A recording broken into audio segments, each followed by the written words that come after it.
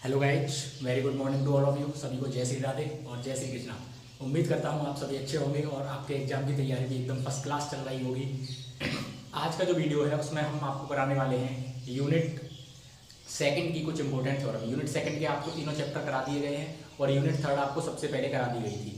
सबसे पहले unit third कराई थी, उसके बाद यूनिट सेकंड कराई थी। आपके यूनिट थर्ड और यूनिट सेकंड कंप्लीट हो चुकी है। अब यूनिट सेकंड की कुछ इंपॉर्टेंट पॉइंट्स और कुछ इंपॉर्टेंट थ्योरम मान लीजिए, जिनमें से आपको कम से कम 4 से 5 क्वेश्चन आपको ज्यों के त्यों स्टेटमेंट के फॉर्म में एग्जाम में मिलने वाले हैं। तो उनकी आज हम शुरुआत कर रहे हैं। आइए देखते हैं कि आपका पहला थ्योरम क्या है। पॉइंट मान लीजिए, थ्योरम मान लीजिए, आप कुछ भी मान लीजिए। पहला पॉइंट डाल के मैं लिख रहा हूँ आपके लिए, काफ़ी ज़्यादा इंपॉर्टेंट है। अगर आप चैनल पर नए हैं तो चैनल को सब्सक्राइब कर लें और वीडियो को लाइक जरूर कर दें अगर आपको कंटेंट पसंद आ रहा है तो। ठीक है, तो आइए स्टार्ट करते हैं। पहली जो आपका स्टेटमेंट है, द सम ऑफ, ये एडिटेड आपको याद रखने हैं, the sum of two continuous function, the sum of two continuous function is also a continuous function, is also a continuous function. ये क्या कह रहा है कि अगर आप दो कंटिन्यूअस फंक्शन को ऐड करोगे, the sum of two continuous function, अगर आप किन्हीं दो कंटिन्यूअस फंक्शन का सम निकालेंगे तो जो आंसर आएगा वो भी क्या आएगा, कंटिन्यूअस फंक्शन ही आएगा। जैसे आप किन्हीं दो इंटीजर्स को जब ऐड करते हैं तो आंसर भी क्या आता है, इंटीजर ही आता है। दो नेचुरल नंबर को ऐड करते हैं तो आंसर भी क्या आता है, नेचुरल नंबर आता है। तो इसी तरह से दो रेशनल नंबर को ऐड करने पर रेशनल नंबर आता है। इसी तरह से दो कंटिन्यूअस फंक्शन को अगर हम ऐड करेंगे तब भी हमारा आंसर क्या आएगा, कंटिन्यूअस फंक्शन ही आएगा। तो इसको आपके एग्जाम में किस तरह से पूछ सकता है वो भी मैं आपको बता देता हूँ। क्वेश्चन देगा आपको the sum of two continuous function is, और 4 ऑप्शन दे देगा, continuous function, neither continuous nor discontinuous function, discontinuous function या एनओटी। तो आपको किस पर टिक लगाना है, कंटिन्यूअस फंक्शन पर टिक लगा देना है। इसी तरह से दूसरा पॉइंट मैं आपके सामने लिख रहा हूँ, the sum of, sorry, the sum के बाद आता है difference, the difference of two continuous function, दो कंटिन्यूअस फंक्शन का डिफरेंस भी क्या होता है, कंटिन्यूअस फंक्शन ही होता है। आप दो कंटिन्यूअस फंक्शन को या तो सम कर लें या उनको सब्ट्रैक्ट कर लें, प्लस कर लें या माइनस कर लें, उनका आंसर क्या आने वाला है, कंटिन्यूअस फंक्शन ही आने वाला है। तो आई होप ये दोनों थ्योरम्स आपको क्लियर हो चुकी होंगी। ठीक है, अब अगली थ्योरम पर बढ़ते हैं। तीसरा पॉइंट, प्रोडक्ट की बात करते हैं। The product of two continuous function, the product of two continuous function is also a continuous function. आप किसी भी चीज में ले लें, प्रोडक्ट में ले लें, मल्टीप्लिकेशन में ले लें, डिवाइड में ले लें, आंसर आपका क्या आने वाला है, कंटिन्यूअस फंक्शन ही आने वाला है। दो कंटिन्यूअस फंक्शन अगर आप ले रहे हैं और उनका आपको क्या करना है, सम करना है या प्रोडक्ट करना है या क्या करना है, प्रोडक्ट करना है, तो आपका आंसर भी क्या आने वाला है, कंटिन्यूअस फंक्शन ही आने वाला है। ठीक है, एक और पॉइंट लिखेंगे, चौथा मोस्ट इंपोर्टेंट है, ये भी इसी की तरह का, quotient of two continuous function, the quotient of two continuous function is also a क्या होगा, कंटिन्यूअस फंक्शन होगा। बट डिवीजर क्या होना चाहिए आपको, नॉट इक्वल टू 0 होना चाहिए। इसमें एक कंडीशन बढ़ा दी उसने कि भाई जो डिवीजर, जो कोसेंट है दो कंटिन्यूअस फंक्शन का, वो कंटिन्यूअस तो होगा, लेकिन कंडीशन क्या है, जो डिवीजर फंक्शन है आपका वो नॉट इक्वल टू 0 होना चाहिए। ठीक है, ये यहाँ तक आपको समझ में आ गए होंगे। आगे थ्योरम की बात करेंगे, अगले पॉइंट की बात कर रहे हैं। डिसकंटिन्यूटी के टाइप मैंने आपको शायद बता दिए थे, discontinuity of first kind, discontinuity of second kind, जो लिमिट वाला चैप्टर कराया था वहाँ पे मैं इसको आपको करा चुका हूँ। अब देखिए, आप इनका एक बार देख लेते हैं और अगली थ्योरम की तरफ बढ़ते हैं। अगली थ्योरम है, ये कई बार इसका स्टेटमेंट पूछा जा चुका है। 5th नंबर जो थ्योरम है आपकी, बाउंडेडनेस थ्योरम। कौन सी थ्योरम है, बाउंडेडनेस थ्योरम। बाउंडेडनेस थ्योरम क्या कहती है कि अगर आपका f(x) एक बाउंडेड फंक्शन है, इफ f(x) इज क्या है, कंटिन्यूअस है, इफ f(x) इज कंटिन्यूअस, ये CNTS जो लिखा हुआ है इसको आप क्या पढ़ेंगे, कंटिन्यूअस में शॉर्ट में लिख रहा हूँ। If f(x) is continuous in closed interval a, b, किसका साइन होता है, क्लोज्ड का। ठीक है, closed interval a, b, then f(x) is bounded, तब एफ एक्स क्या होगा आपका, बाउंडेड भी होगा किसमें, in closed interval a comma b में।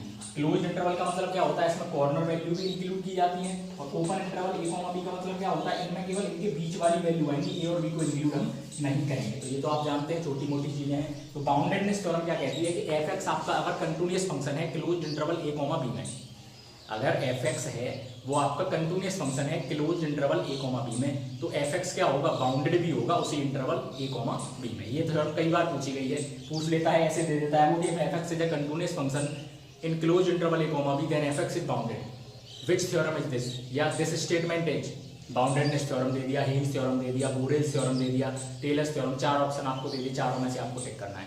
तो ये पांचों पॉइंट आपको अच्छी तरह से क्लियर हो चुके होंगे आई होप। इनका आप एक बार स्क्रीनशॉट ले लीजिए और इनको अपने नोट्स में अच्छी तरह से संभाल के रखिए और इनको एक बार अच्छी तरह से रिवाइज कर लीजिए, क्योंकि इनमें से आपके एग्जाम में 3 से 4 क्वेश्चन जरूर आने वाले हैं। तो इसका स्क्रीनशॉट लीजिए, फिर आगे की थ्योरम को डिस्कस करते हैं।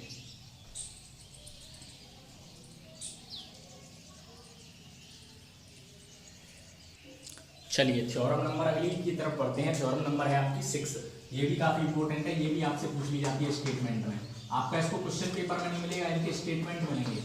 बोल-जानू थ्योरम, कौन सी थ्योरम है आपकी, बोल-जानू थ्योरम, बोल-जानू है ना।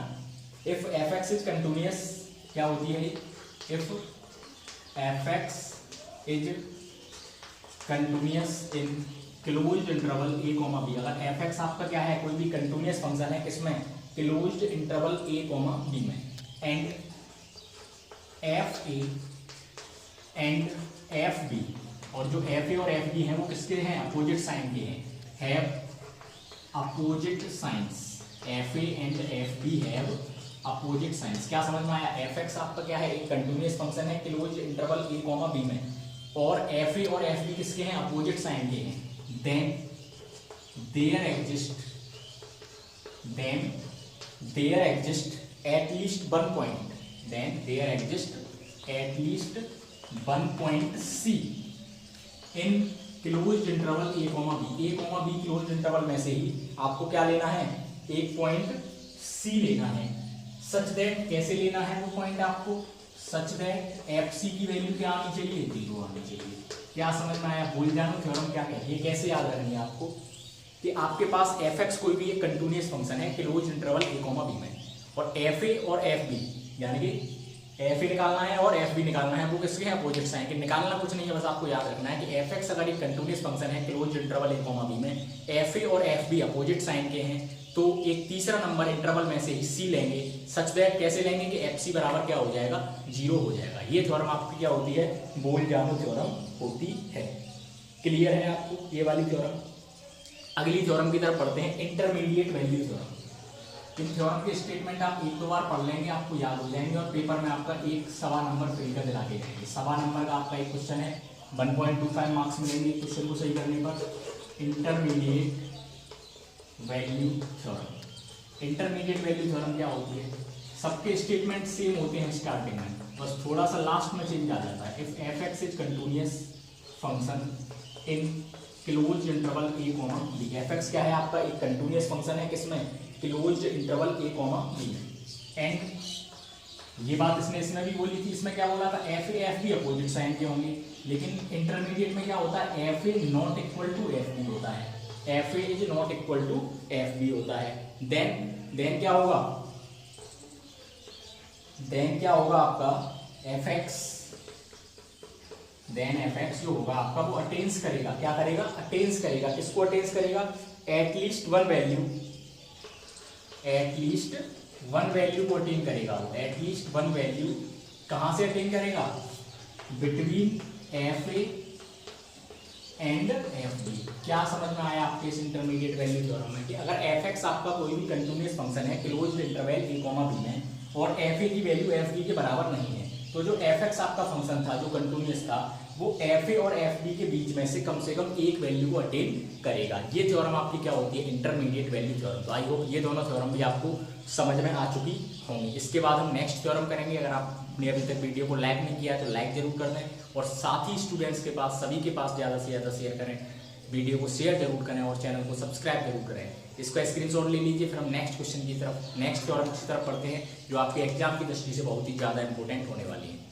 फटाफट से आप इसका स्क्रीनशॉट ले लीजिए।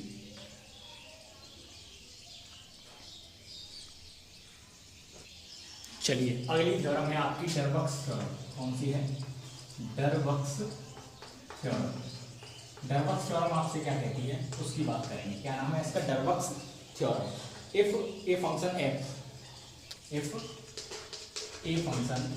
एफ इज डेरिवेबल, डेरिवेबल का मतलब क्या हो गया? उसका हम डेरिवेटिव निकाल सकते हैं। If a function is derivable in closed interval a, b, if a function is derivable in closed interval a, b and जब डेरिवेबल है तो क्या आएगा? f dash a and f dash b are of opposite signs. और जो f dash a और f dash b हैं आपके, वो किसके हैं? अपोजिट साइंस के हैं। देन क्या होगा? Then there exist at least, then क्या होगा आपका?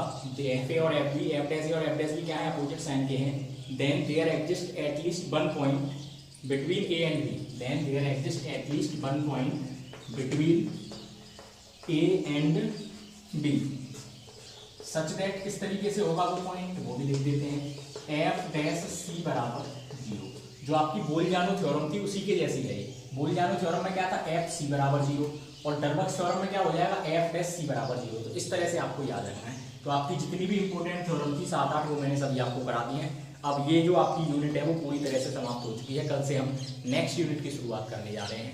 तो जो भी नए साथी हैं एक बार चैनल को सब्सक्राइब कर दें और प्रीवियस वीडियो सभी चैप्टर्स की, यूनिट 2 की और यूनिट 3 के जितने भी चैप्टर थे वो सब कंप्लीट हो चुके हैं। BSc first year first semester की प्लेलिस्ट में से आप पूरे चैप्टर्स का सॉल्यूशन देख सकते हैं। और मल्टीपल चॉइस क्वेश्चन की 2 चैप्टर की वीडियो आ चुकी हैं, आगे भी आने वाली हैं। तो आप चैनल को सब्सक्राइब करके बेल आइकन को प्रेस करके रखिए और वीडियो को ज़्यादा से ज़्यादा जितना हो सके शेयर कीजिए। ठीक है, यही बस आपसे रिक्वेस्ट है। Thank you for watching us. Next video में मिलते हैं।